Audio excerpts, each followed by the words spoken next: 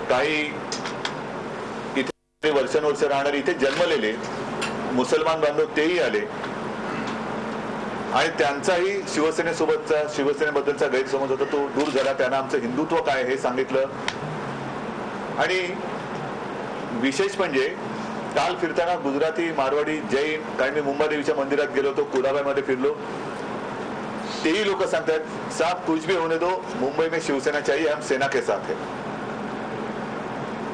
आणि आज आणखीन एक पाऊल आपण पुढे गेलेलो आहोत. या लढाईमध्ये मला वाटतं माझ्यासोबत लढायला स्वतः अर्जुन आलेला आहे. अशी शिवसेनेची ताकद वाढते आहे. गेले काही दिवस जो काही चर्चेचं गुराल चाललं होतं, घोळ चालला होता, त्याच्यामध्ये आम्ही काही जागा अर्जुनराव आपण बोलत होतो की कोणत्या जागा आम्ही तुम्हाला देऊ शकतो, कोणत्या जागी तुमचे उमेदवार देऊ शकतो. दुर्दैवाने त्या सगळ्या फासामध्ये आपण सगळेच अडकलो आणि मग असं झालं की शेवटचा क्षण आणायचं म्हणजे काय, तुम्ही तर तिकडे बोलताय असं सगळं ते चाललं होतं. आणि मग एबी फॉर्म आम्हाला शेवटी द्यावे लागले. तरी सुद्धा आम्ही जसं म्हणाल तसं पुण्यामध्ये जो तुमचा उमेदवार होता त्याला मी तिकडे ती उमेदवारी दिलेली आहे. 1-2-3 ठिकाणी आणखीन हे सगळं केलेलं आहे. आता जिथे जिथे काय करता येणं शक्य असेल ते मी नक्की करेन. कारण आता प्रचाराची फेरी तर सुरू झालेली आहे, रणधुमाळी सुरू झाली, उमेदवार बरेच पुढे पण गेलेले. त्यातून जिथे काय करता येणं शक्य असेल ते मी जरूर करेन. परंतु एक लक्षात घ्या, आयुष्यातल्या एका मोठ्या राजकीय लढाईमध्ये तुम्ही माझ्या सोबत आलेला आहात. अखंड महाराष्ट्र, संयुक्त महाराष्ट्र बोललात, हे फार महत्वाचं वाक्य बोललात. कारण शिवछत्रपतींचा आशीर्वाद हा अखंड महाराष्ट्र ठेवणाऱ्यालाच मिळेल. कारण महाराष्ट्र मराठा ते तुका मिळवावा, महाराष्ट्र धर्म वाढवावा, हे जसं समर्थांचं एक वाक्य त्यावेळेला शिवरायांनी सुद्धा पाळलं. त्यांनी हिंदवी स्वराज्य निर्माण केलं आणि या हिंदवी स्वराज्यावरती चालून येणारे कोणी असोत त्यांचा फडशा त्यांनी पाडला. मला असं वाटतं अखंड महाराष्ट्रासाठी शिवशक्ती सोबत भीमशक्ती आलेली आहे. बाळासाहेबांचा आणि बाबासाहेबांचा महाराष्ट्र, त्याची ताकद काय असते ती महाराष्ट्रातली जनता यावेळेला देशाला दाखवून देईल. म्हणून आज मी तुमचं खास धन्यवाद देऊन स्वागत करतोय.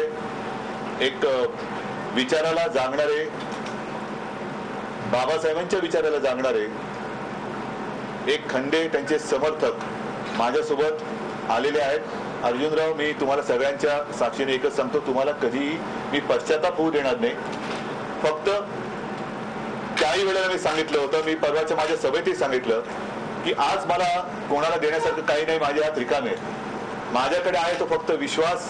आणि बाळासाहेबांनी जी सगळ्यात मोठी जर काही देणगी मला दिली असेल तर ती शब्द. मला ते नेहमी सांगायचे, उद्धव एक लक्षात ठेव, शब्द देताना एकदा दोनदा नाही पाहिजे, 1,00,000 वेळा विचार कर. पण एकदा शब्द दिलास की प्राण गेला तरी बेहत्तर शब्द मागे घेता कामा नये.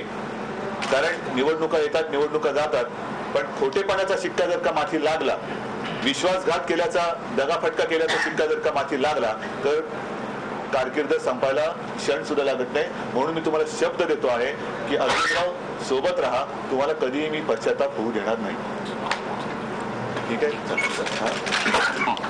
माझ्यासोबत या मनोज जाधव आलेले या सगळ्या म्हणजे या इथे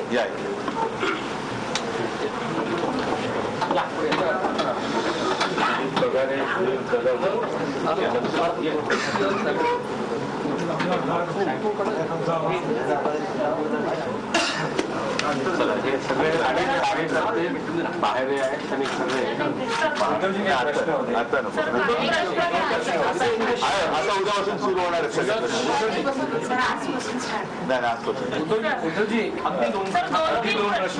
माझी उत्तरं खूप आहेत. तुमचे 2 प्रश्न असले तरी माझ्याकडे उत्तरं खूप आहेत आणि तुम्ही नाही विचारली प्रश्न तरी मला द्यायची उत्तर मी तुम्हाला देणार. पण आज हा महत्वाचा एक क्षण आहे. आपण आता लढाई तर सुरू झालेली आहे, त्याच्यामुळे रोज भेटत राहू, बोलत राहू, भाषण होतील, तिथं सुरू. फडणवीसांनी आरोप केलेला आहे का त्यांनी शिवसेनेच्या